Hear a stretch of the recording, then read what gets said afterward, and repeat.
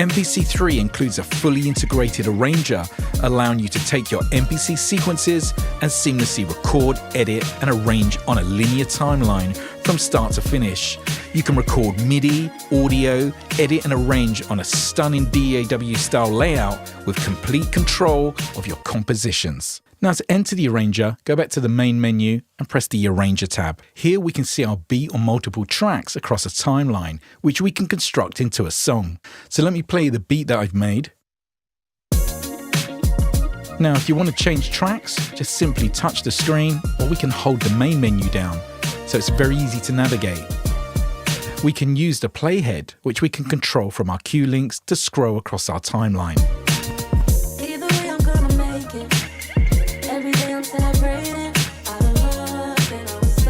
We can also navigate around the arranger using Q-links, so we can zoom in vertically and horizontally for any fine editing. We can also reset our screen by hitting the reset button. Now if you hold down Shift, we can actually set up song markers across our timeline. As an example, I want to make a song marker for my chorus, so I move my playhead, hold down Shift and press Set. Now we have that as a location. Now to jump between my markers, just press play, hold down Shift. We can also create a loop point, which is really useful for punching in and out and for editing. Here we can use our Q-link to set the length of the loop. Once we've set the loop, we can press play and now we'll loop around that section.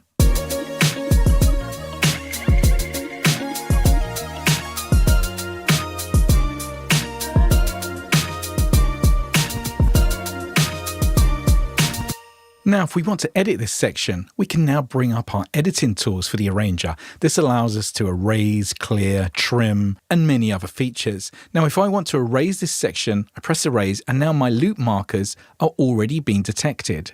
So now we're going to erase between bars 8 and 9. I select the track, and now I can do the same on my audio. Simply press do it, and now we've created a transition drop on this part of our song.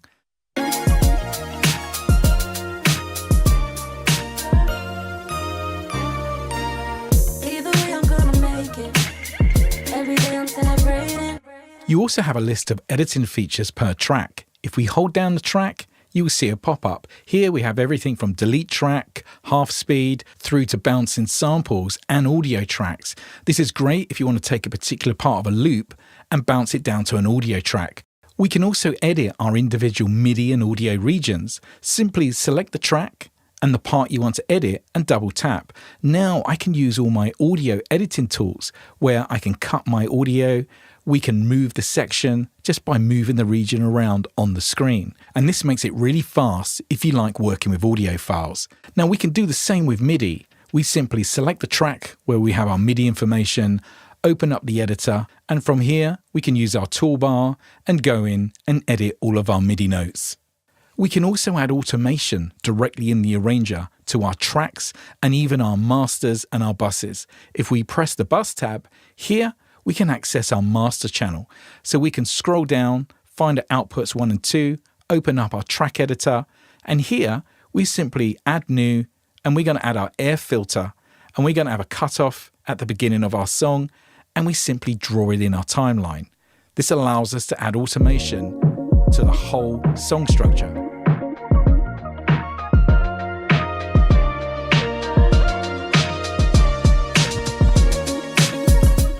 You can also export your arrangement as audio stems or even as an Ableton session, so you can send off to a mix engineer.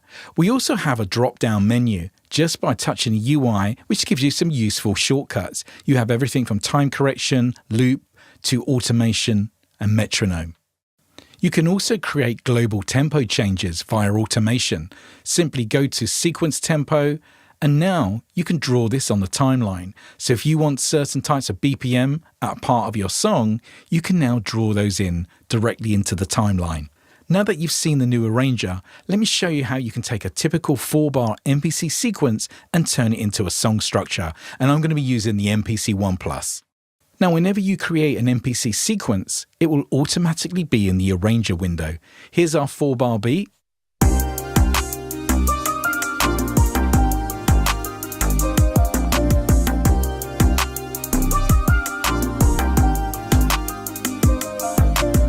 first thing I want to do is start structuring my song. So I'm going to double the length twice. So it's going to give us 16 bars to work with. So now we can start structuring this. So I'm going to get my loop point, and we're going to take our Q-links, and we're going to move our loop point back to the first 4 bars. And from here, I can start creating my intro to my beat. So what I'm going to do, I'm going to click on my region, hold it down, press mute, go to the next part, and so forth. This means that it's instantly muting the region. Now for my MIDI, I'm going to click on the track, and I'm going to go to edit, and I'm going to erase our first 4 bars, which are automatically synced to our loop point. So now I've made my intro.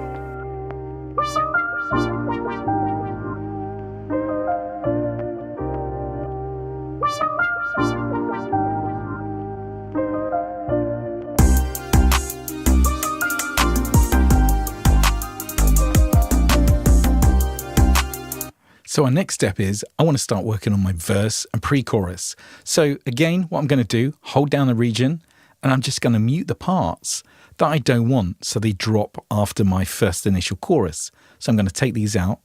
And then on the second part, the pre-chorus, I'm going to keep the piano section just to give it some contrast. And again, we're going to mute these. And now I'm going to take my loop point because I want to drop out some of my drums. So we're going to take our loop marker, and I'm going to take this, and we're going to take the back end of our beat, and we're going to erase this section here from 12 to 13, which is 1 bar, and I'm going to do the same from 16 to 17. And again, take that 1 bar out, and now I've constructed the first part of my track. And now I'm going to take my chorus, which is at the beginning, and I'm going to move that to after my pre-chorus. So we're going to copy events, and I'm going to copy that twice. So we put the number in here, we're going to move that to bar 16 and then copy it twice. So I've now created my song structure in no time at all, just from 4 bars. So we can now play this back.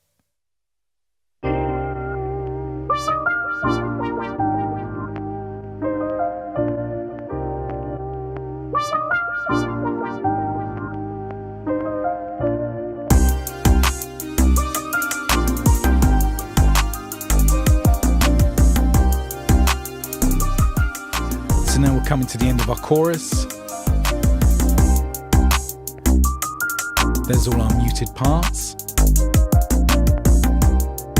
And then here's our drum stop.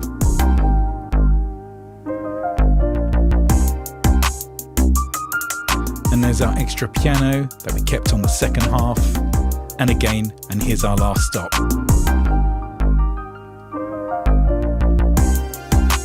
Back around to our chorus.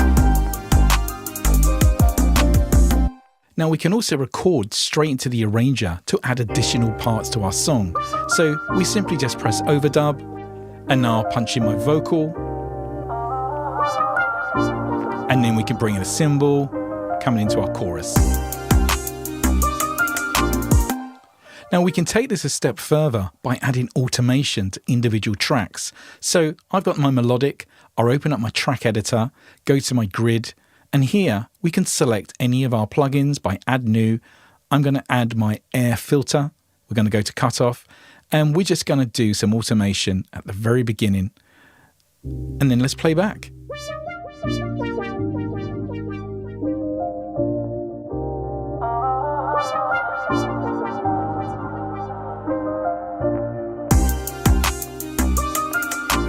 You can see how easy it is now to use the arranger to construct your beat ideas into full song arrangements in no time at all.